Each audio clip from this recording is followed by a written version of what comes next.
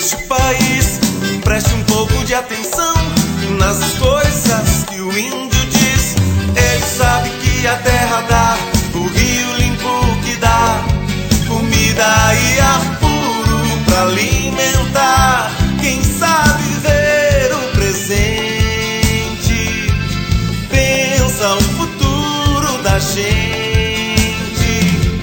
Como nós, os nossos pais desta era industrial, e pensamos que isto fosse assim, fenomenal.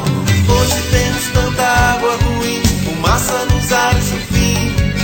Temos que deter agora a destruição, usar a inteligência e o coração, deixar o que é vida pra vida, deixar o que é vida pra vida.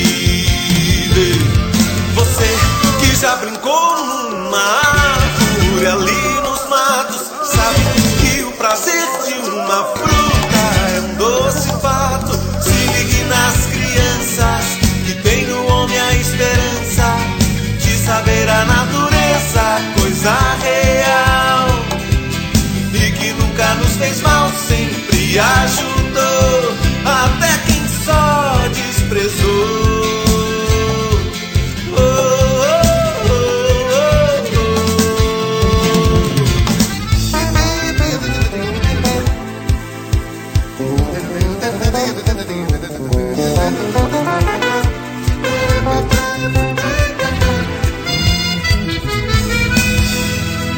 Eu quero saber